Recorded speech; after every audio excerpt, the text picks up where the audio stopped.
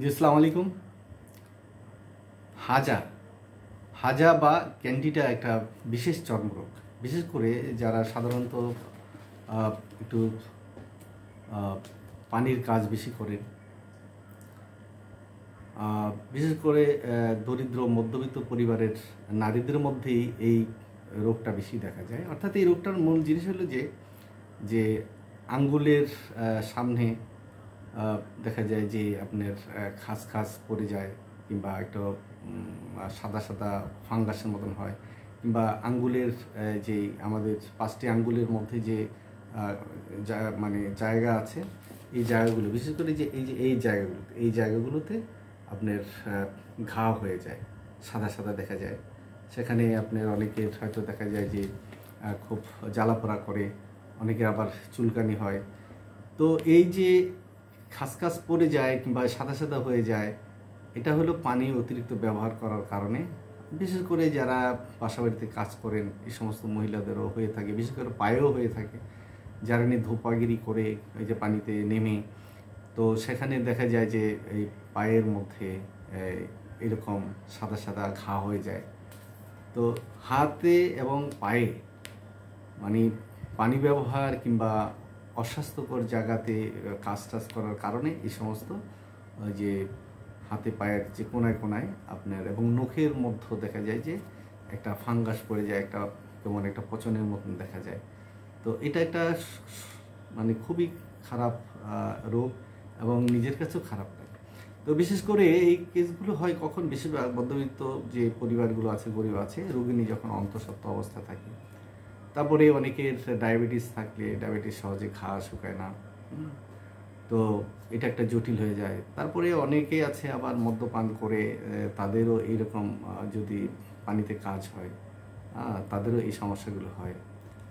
বেশি করে পানি ঘাটাঘাটি করলে সাধারণত এই সমস্যাগুলো দেখা যায়। তবে এই রোগটা গ্রীষ্মকালে আর হইলেও বর্ষাতেই বেশি হয়, শীতকালে মানে কমে যায়, অনেকটাই কমে যায়, থাকে না তা না, কিন্তু শীতকালে অনেকটা কমে যায়। এটা একটা ফাঙ্গাসের ইনফেকশন, তাই চামড়াকে এটা আক্রান্ত করে। তো এই যে চামড়ার ফাঁকে ফাঁকে সাদা সাদা দাগ হয়, ক্ষতের মতো হয়, অনেক সময় অনেক গভীর হয়ে যায়। তো আঙ্গুলের সঙ্গে আরেকটা আঙ্গুলের একদম মানে কীরকম একটা বিশ্রী অবস্থা হয়ে যায়, বিশেষ করে পায়ের আঙ্গুলে।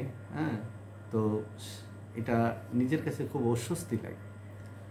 তো সেই জন্য আপনারা যারা বেশি মানে পানিতে কাজ করেন, একটু সাবধানতার সাথে একটু মানে শরীর শুকিয়ে এবং সেখানে একটু তেল যাতে লাগানো হয়, কাজ শেষে ভালো করে এটা মানে গামছা দিয়ে হোক, রুমাল দিয়ে হোক, ভালো করে মুছে সেখানে একটু গ্লিসারিন দেওয়া কিংবা একটু তেল লাগিয়ে রাখা, এটা খুব ভালো কাজ করে।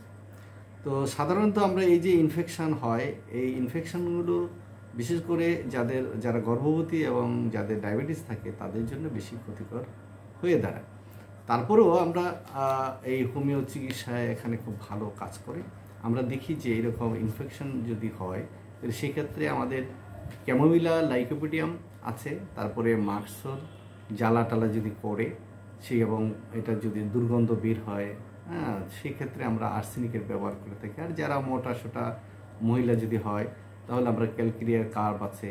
তারপরে পুজের যদি পুজ হয় এরকম মনে হয়, তাহলে সেক্ষেত্রে আমরা সালফার সাধারণত ব্যবহার করি। পেট্রোলিয়াম একটা ভালো ওষুধ, এটা চামড়ার যে কোনো ইনফেকশনের জন্য ভালো কাজ করে, কিংবা ফেটে গেলেও কাজ করে। আর ক্যালেন্ডুলা একটা মাদার টিংচার আছে, সেটা নির্যাসটা যদি একটু আপনার দেখা যায় যে তুলা দিয়ে লাগানো যায়, হয়তো একটু একটু প্রথম দিকে একটু হঠাৎ করে একটু কামড়ের মতো লাগবে, কিন্তু তারপরে একটু শান্তি পাবেন। এই অবস্থা থেকে এই রোগটা হলো হাজা রোগ বলে। অর্থাৎ এই আঙ্গুলের ফাঁকে কিংবা আঙ্গুলের গোড়ায় গোড়ায় এই সাদা সাদা একটা ফাঙ্গাস জাতীয় হয়ে যায়। এই ফাঙ্গাসটা দেখতে খুবই খারাপ এবং নিজেকে খুব ভোগায়। অন্যরা দেখলেও নিজের হাতের কিছু বানানো জিনিস অন্য খেতে ঘৃণাবোধ করে কিংবা অস্বস্তি বোধ করে কিংবা অ্যাভয়েড করে। সেজন্য সবসময় চেষ্টা করবেন যে যাতে হাত পা একটু পরিষ্কার পরিচ্ছন্ন রাখা যায়, ভালো আবহাওয়ায় থাকা, খাবার দাবারের ক্ষেত্রে বিশেষ করে টক জাতীয় জিনিস, ভিটামিন সি জাতীয় জিনিস একটু বেশি করে খাওয়া, আর যেগুলো আপনার শরীরে অ্যালার্জি তৈরি করবে সেগুলো না খাওয়া, তাহলে আপনি ভালো থাকবেন। ধন্যবাদ সবাইকে। শুভকামনা জানাই।